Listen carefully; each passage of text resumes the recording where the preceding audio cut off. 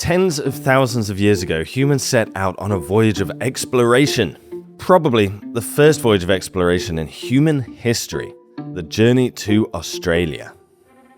We know it had to have been a voyage because Australia has been cut off from every other continent for the past 30 million years when it's separated from Antarctica, I believe. Antarctica must have been somewhere else too, because I can't imagine kangaroos evolving in the snow. But this is why the wildlife is just so different out there. The prehistoric voyagers had to cross what we call the Wallace Line, the line which separates the animals of Oceania from Asia. It's the kangaroo-tiger divide. Kangaroos one side, tigers the other. Now this area is split up into thousands of different islands, but 50,000 years ago, New Guinea, Australia, and many of the other islands were connected in this landmass we call Sahul. And this is exactly the time when the ancestors of modern Aboriginals and Papuans reached their new homeland. There are sort of two routes that were possibly taken. We had a northern route through Sulawesi into New Guinea, or a southern route through Java, Flores, and Timor. Whichever route was taken, these explorers had to battle really strong currents that were constantly trying to sweep them away back towards Antarctica. Incredibly, at a site on Timor-Leste, East Timor, archaeologists may have unearthed one of these island-hopping communities. On the sun-bathed hills swarming the warm Lailea River, archaeologists excavated a rock shelter called Lailea Cave, which contained deep sediments, the perfect environment for preserving traces of prehistoric life. People seem to have suddenly started living here around 44,000 years ago. There isn't any evidence of human activity before those layers. In amongst the stone tools and the teeny tiny remains of ancient berries, there is lots of evidence of these people being capable seafarers. The archaeological layers contain lots of remains of fish, and not just river fish, but marine animals like grouper and trevally. I mean, other than the fact that they're on a tiny island, it's certain evidence that these people were comfortable seafarers. These islands are not being reached by accident. I don't even think it's possible to accidentally colonize all of Australia. The ocean currents around there are extremely fast, extremely deep. You have to bring enough people to start your new life. Had to have been at least 100 people, couple of hundred people, something like that. This arrival of humans in Australia, it really is kind of, I think, the first clear time that humans set sail for the horizon to start a new life. It's kind of the ultimate symbol of human tenacity and curiosity. I mean, it's kind of the same impulse that sent us to the moon. I know it's different in a million ways, but it's kind of that same impulse. And yeah, I can't wait to talk about the archaeological evidence we have for it. This has been a long time coming, this video. Just need to take a second to thank Odoo for sponsoring this video. Odoo is an all-in-one management software that gives entrepreneurs the ability to manage their business from one spot. Invoicing, accounting, project management, inventory, website creation, much more. Everything you need to run a small business is there in Odoo. And get this, you pick the thing that you need the most, the app that you need the most, and that one's free for lifetime, including hosting and support and all of that. And every other function that you need, all of them together, is just €19.90 per month. That's cheap. That's a bargain. I use them to build a new website. It's so easy. You give it a little information about what you want, choose a palette, add some pages, pick a theme, and boom. It literally generates you a professional website in 1 minute. I'm not even joking. It's just 1 minute. Everything is customizable, so let's say you want to add your social media page, you just drag and drop it. Like me, you've got some YouTube links, it's just a copy and paste job. Mere seconds, and your website looks great. So if you need a website, or you're looking to simplify the whole digital side of your business, give Odoo a look. I guarantee it will save you time and money. And thank you to Odoo for sponsoring lots of educational content on YouTube. They're very cool and nice. At 44,000 years old, that site in Timor-Leste, Lailea Cave, is probably after people arriving in Australia. Who knows? It may even have been people going back the other way, right? Who knows what happened there? But exactly when people arrived in Australia, in Sahul, in Papua New Guinea, is subject to a lot of debate. There are basically three kinds of evidence we can look at. The oldest human remains in Australia are from Lake Mungo in New South Wales. Here, 3 people were found. Definitely one burial, one cremation. I can't really find out what happened to the second person. It's the oldest cremation ever recovered archaeologically and dates to 26,000 years ago. But the burial dates to 40,000 years ago. It was a man, he was about 50 years old, he had arthritis, but he was buried next to the lake shore and covered in red ochre. I'm sure that was a fitting farewell for him. So, for sure humans have been there 40,000 years, because we literally have humans that are dated to 40,000 years old. And the site is quite far south too. You have to imagine humans were there at least 1,000 years before that. It's right in the south of Australia. In terms of the physical tools, things like that, archaeological remains, that's where things get a little bit more complicated. There are many sites across Australia dated between sort of 40,000 years old and some of them getting up to 48, 49,000 years old. But the oldest reported site is called Majed Bebe, way up in the north. Here in the shadow of this rock shelter, archaeologists found 104 grinding stones. Use-ware analysis shows that they were used for different things, mainly processing plants, but also processing ochre perhaps, and things like that. Such an important material, ochre, to ancient people, just in terms of art and things like that. They really loved it. There were even some stone tools that seem to have traveled quite far, like 25 kilometers, so humans are selecting nice rocks, they're bringing them in. It certainly seems to be a human site, but the dating is what's caused all the controversy. The oldest layer with artifacts came back as 68.7 to 50.4 thousand years ago, I believe, was the range of dates. The top end of that date range, getting into 65 plus thousand years ago, is what has caused all the controversy because it kind of contradicts our third line of evidence, DNA. So the people who voyaged across the ocean in that first voyage of exploration are, of course, the ancestors of modern Australian Aboriginals and Papuans. And their DNA can tell us about the history of their people. Or your people, I should say, if you're Papuan or Australian watching this, shout out to you. So all humans outside of Africa have this input of Neanderthal DNA. It's even in lesser amounts within Africa too, but definitely everyone outside of Africa has it. I've talked about it 1 billion times on this channel. There's lots of videos about it. I made a whole video about it recently, even interviewing the geneticists. Go check it out. I'll put it in the description.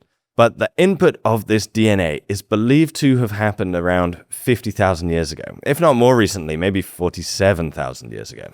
Aboriginal Australians, Papuans, they have the same input from this same time, from the exact same period of admixture. We all descend from the same migration out of Africa.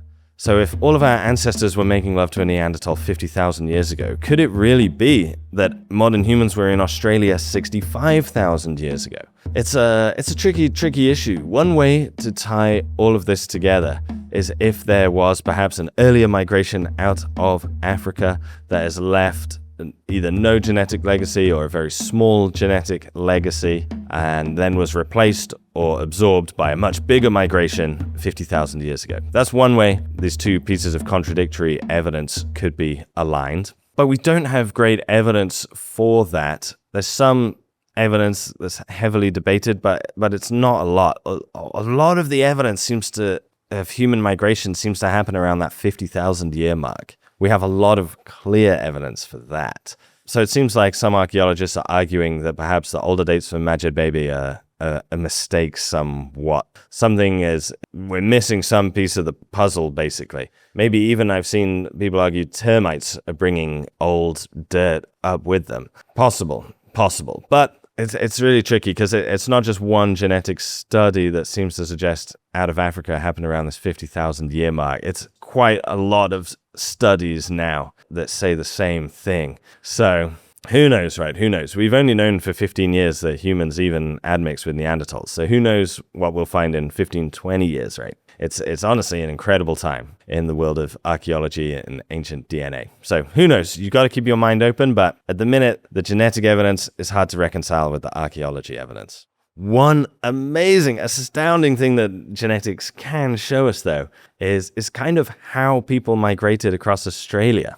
So I came across this fascinating study which used the mitochondrial DNA from 111 modern Aboriginal folks from hair, I believe, and they were seemingly able to untangle this migration across Australia 50,000 years ago, 45,000 years ago. I don't know how they do it. This ancient DNA, it's always like magic to me. But it seems like there's this split early on. Mitochondrial haplogroups O and R moved west along the coast, and groups P, S, and M moved east. And it seems these ancient Aboriginal folks circumnavigated Australia in just like a couple of thousand years. It's really remarkable, man. It's really remarkable. That's such a fast migration. Australia is so big. It always makes me wonder, like, why? What keeps pushing people in the Paleolithic to expand so far? You see it the same when people expand into the Arctic regions too. It's like, what is driving Paleolithic people to expand so much? Is it just something cultural within them at this time, or is there something about being in a landscape where there's no other humans, right? Totally open landscape, no other humans. Do we just get like the wanderlust? Do we not stop roaming? I don't know. It's fascinating, isn't it? Because these are very small populations. They could probably live way closer together, but something keeps pushing them to explore. I'm telling you, it's the same reason we went to the moon. The other thing this study found is that the DNA through time of these communities is very consistent. You know, to compare it to Europe and like the Bronze Age and stuff, had big change in population. These kind of things seem to have happened less in Australia, really suggesting that some Aboriginal groups may have been on their land, on their country, for like 45,000 years. Tens of thousands of years, certainly. It's a pretty remarkable thing. Anyhow, Paleolithic Australia may have been empty of other humans, but the other creatures there, they're not messing around. It's kind of terrifying from a modern perspective. Australian animals, they're some of the deadliest in the entire world. Maybe the deadliest. Giant saltwater crocodiles, blue-ringed octopus, inland taipans, Sydney funnel web spiders. The list of creatures that can kill you is absurd. I don't actually know how anyone can live there. I'd just be so scared I'm going to put my shoes on, a spider's going to bite my little toe, and that's it for old Stefan. That's it. I put the wrong shoe on at the wrong time. Crazy. I don't know how you do it, Aussies. Incredibly though, the animals of prehistoric Australia were even worse. Check these out. These are the vertebrae of a lizard, but not just any lizard. Megalania. Am I saying that right? Is it Megalania? Sounds like the name of a villain. Yes, Megalania. So it's a relative of the monitor lizard, which are terrifying in themselves, but they're like 3, 4, 5 times the size of a person. Estimates of their size vary, but like 5 meters long, 500 kilograms. It's entirely possible. These things were huge beasts. So far, their remains have been found in northern Australia, right where humans would have made land, perhaps. Just imagine you hop off the canoe in your new place, and one of these monsters comes marching up to you. Maybe this is the crew that ended up in Timor-Leste, and they just ran into Megalania at the wrong time and thought, we'll go back the other way. This is a bit much. Absolutely terrifying. The marsupials were just as bad. These are remains of Thylacoleo, aka the marsupial lion, giant koala with a taste for flesh. They weren't related to koalas, but I mean, you know what I mean, they were marsupials. These were the apex predators of prehistoric Australia. They were basically getting towards the size of a lion. They're estimated to weigh about 130 kilograms. Modern male lion weighs 190-ish kilograms. So these are big animals. They're almost the size of a lion. They're bigger than you, and they're hungry for you. Even dinosaurs kind of made a comeback, honestly. This bird fossil in this picture is of an animal called Genyornis. This is apparently the last member of the Dromornithidae family, who have the nickname demon ducks, which is telling, isn't it, when you're given the name demon ducks? They stood over 2 meters tall, and if their surviving cousins like emus were anything to go by, I bet they were absolutely rapid. You can so easily picture the grasslands like thundering to the sound of their feet as they're running around. This is just a small selection of the animals that roamed Australia at that time. There was even an upright walking crocodile called Quincana. There was this animal Diprotodon. It was like a hippo-sized sort of wombat creature that migrated across Australia hundreds of kilometers, it seems their range was. Actually, sorry, I have to talk a little bit more about Diprotodon. I can't just dismiss it like that. There's this really interesting idea that Diprotodon is the originator for the mythical creature Bunyip. Bunyip lives in the swamps of Australia, eats people, terrible chap, as all mythological creatures are. There's an idea that maybe some ancient Australian animal, like Diprotodon, hippo-sized animal, is the inspiration behind it. And I think that's entirely possible, even if it was a vegetarian. Big animals can be extremely dangerous. Hippos are extremely dangerous. Diprotodon could have been an absolute monster, not something to tangle with. Me personally, I think a lot of myths and things like that could either be inspired by prehistoric animals or humans finding the remains of prehistoric animals and not understanding what they are. It's entirely possible. It's entirely possible. You'll see later that oral history and tales and things like that in Australia, there's evidence that they have been passed down for tens of thousands of years. Diprotodon, it could be Bunyip. Could be Bunyip. It was a different world. It's kind of interesting how marsupials in Australia, they kind of filled all these different evolutionary niches that other mammals filled elsewhere. Like, convergent evolution is so interesting. Of course, now all of these animals are extinct. And so the big question is, did humans play a role in that? Did we kill them all?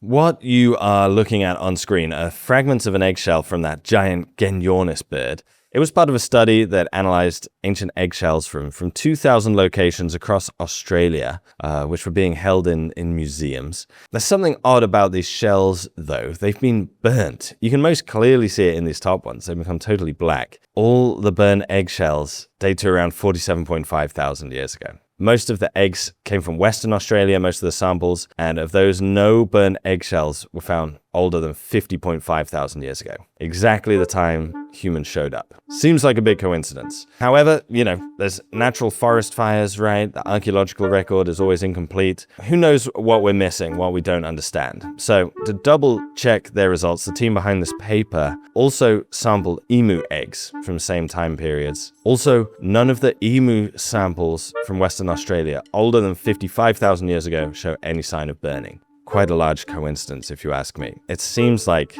the death of Genyornis and the arrival of humans are connected. But not in the way I imagined. You tend to imagine these big animals being hunted in some dramatic prehistoric scene, right? You almost can't help but romanticize it.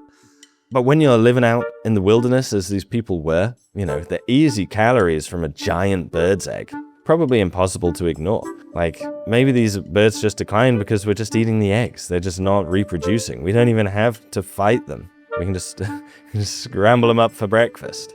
It seems hard to imagine that humans were not involved in the extinction of Genyornis. But this is a highly debated topic, though. One of the other pieces of evidence is that Australia was genuinely seeming to get more arid at the time. So you can find a paper that suggests that might be responsible for the decline of these animals. But then you can read another paper that says animals are declining regardless of whether their region is getting more arid. So, my own personal opinion is it's probably always a combination of both, right? The global temperature and climates, they fluctuate and they can cause stress on local populations. But if you take a global perspective on this thing, we have the same debates in America at a different time, in Europe at a different time. It seems that a lot of big animals die within a couple of thousand years of humans showing up. That seems to be a pretty worldwide pattern. But then the flip side of that is how does the buffalo survive in America? How did kangaroos survive in Australia? Why do some survive and some die out if we're responsible, if we're just going on this insane hunting spree? That's a great question, and it's a great question I cannot answer. Maybe, thinking about Genyornis eggs, maybe it's about gestational times or something like that, I wonder. Maybe there's certain animals that reproduce slowly that find it hard to compete with apes with pointy sticks. Another idea I have is that perhaps predators suffer a lot.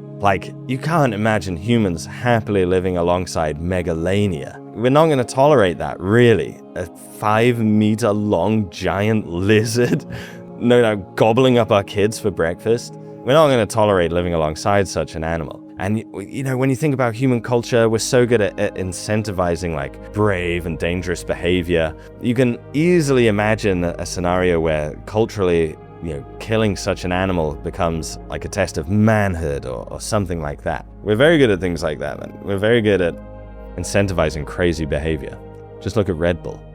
There's perhaps one place you can go to get a last glimpse of one of these incredible creatures in their natural habitat, though. This is a panel of rock art from the Kimberley region of northwestern Australia, home of the Balangara people today. It's a massive region. It's almost twice the size of the UK and home to about 40,000 people, which just boggles the mind. It's so easy to forget when you look at, because of how our maps distort things, how big Australia is. It's a continent. It's truly a continent. Anyhow, back to the rock art. You can clearly see that there's a person fighting a large predator. It could be it's a thylacine or Tasmanian tiger. This animal roamed Australia until about 3,500 years ago when it became extinct. And I think the leading hypothesis is it became extinct because of the introduction of dogs, of the dingo, around that same time, which perhaps just outcompeted it. It's about a dog-sized animal too. Maybe they're just filling the same niche. And for some reason, the dingo thrived and the thylacine declined. But it did live on in Tasmania until the modern period. The last one died in 1936, I believe, which is why we have this incredible footage of them wandering around a zoo. Incredible, and yet so sad because we know it's the last of its species and it's stuck in a concrete zoo. Yeah, it's a bummer. So it could be a thylacine, right, in this rock art because they do share stripes, but the proportion of the animal doesn't seem to be like a thylacine. It's really, really big. It's bigger than the person. And it kind of has these very muscular forelimbs based on like the size and the style of it. Some people wonder if this is actually the Thylacoleo. This is a painting of the extinct marsupial lion. It's impossible to say for sure, but it 100% could be, right? European caves are filled with paintings of prehistoric animals, including ancient lions. Why not Australian caves? It's entirely possible it's a Thylacoleo. It's just difficult to say for sure, but this region is full of certifiably ancient rock art. So these paintings from the same region, the Kimberley region, I think it's called Guion or Guion style art. Forgive me if I'm saying that incorrectly. Yeah, it's got that sort of classic Australian look to it, right? There's something about how they stylize human-like figures, which is so interesting. It's extremely cool. It's so distinctive, right? You know, when you see figures like that, you're in Australia, I think. These paintings have been dated to about 12,000 years ago, maybe even 17,000 years ago for some of them, which is just spectacular. And the science of how we know that is just so brilliant as well. I love it. So dating rock art, right, is always tricky because there's no stratigraphy. And if they're made out of ochre, you can't even radiocarbon date them like you could if it was charcoal. So it's a very tricky thing to do, date rock art. Except in this case, little tiny mud wasps made their homes above and below the artwork. And their nests, because it's like organic, it's got this saliva of that wasp or something in it, it's an organic material. These can be radiocarbon dated. Obviously, art underneath a wasp's nest must be older than the wasp's nest. Or if it's on top of a wasp's nest, it must be older than it, right? You can see it here in this paper, 12,000-year-old Aboriginal rock art from the Kimberley region, Western Australia. It's just incredible the materials we can use to unravel the past. 12,000 years ago, 17,000 years ago, a wasp chose to make its home on a painting. And because of that, we can fill in a piece of our human story, human evolution, Paleolithic ancestors. It's crazy. It's truly crazy. The Kimberley region is also home to these really distinctive types of Australian art. You've probably seen it before. They're called the Wandjina, I think, Wandjina. They're sort of these enigmatic, mouthless figures. According to the native people of the area, they represent rain spirits. Very, very cool. Very cool. And it's that such distinctive style of Australian art. And it's a very clear example of Australian art connecting to the super rich oral history they have going on down there. I'm sure you've heard of the concept of dream time. Quite a difficult concept to translate, I think. But I read this book by Munya Andrews. She's an Australian author from the Kimberley region too, Bardi woman, apparently. And she describes it as a philosophy, a cosmology, a worldview, a way of life that explains how the world was created and our relationship to each other. This is a great book, by the way. If you're interested in Australian culture, Aboriginal culture, do check it out. I'll put a link in the description. I really enjoyed it. It's very accessible read. It's great. But yeah, so Dreamtime encompasses a lot, right? And there are, so many different variations of it because there's so many, hundreds of Aboriginal groups, each with their own worldviews and philosophies and all of these things. But there are some shared concepts, some shared ideas. The most famous one perhaps being the rainbow snake. It's the most sacred of ancestral creatures. It's so sacred that some Aboriginal groups have developed taboos around how you should treat snakes out of fear of offending or upsetting the rainbow snake. It's not exactly a god, but it could be a symbol of God, a representative of God, something like that, right? They're associated with healing and light, and yeah, it's just a very important figure in this Dreamtime world. Stories of the serpent are really widespread across Australia. So the Walpiri people in the north, the snake is referred to as Wana Yarra. It's called Walungwa by the Warramunga people. It's such a widespread story. Everyone has variations of similar stories that you can't help but think it's really old, right? It perhaps dates back to a time when these communities were much closer together, or maybe even that time when people first arrived, like some sort of founding story, founding mythology, founding philosophy that came with the first Australians. It could arguably be the oldest religious symbol in the entire world. Now, I know some of you will be skeptical of that claim, and typically I'm right there with you. I do have some sort of default skepticism when it comes to the age of storytelling. Could it really be that a story can be passed down for so long?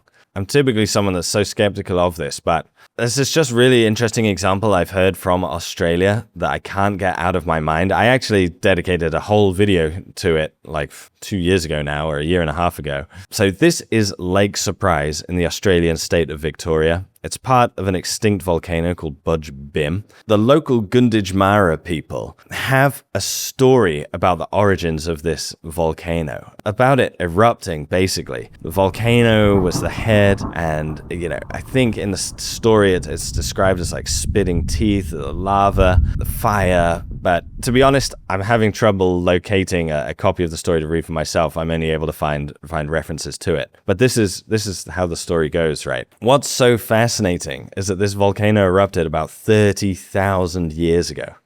Is it just coincidence that people have a fire story about a volcano emerging from the ground? Or it seems more parsimonious to me, more likely to me, that perhaps this is truly a story of a volcano erupting, that it truly was passed down for 30,000 years. I'm skeptical of such claims when it comes to flood myths and stuff, because floods are very common, right? Very, very common. But a volcanic eruption is quite a unique thing, and it's very dateable. Yeah, it's entirely possible stories about Budge Bim, and perhaps, stories that are so widespread amongst people who live thousands of kilometers apart, extremely, extremely ancient, tens of thousands of years old. From the time when people first arrived in this new land, all the way down to now. Yeah, incredible to think about. Beautiful example of culture, tradition, and exploration. And that's where I end the video. Thank you for watching.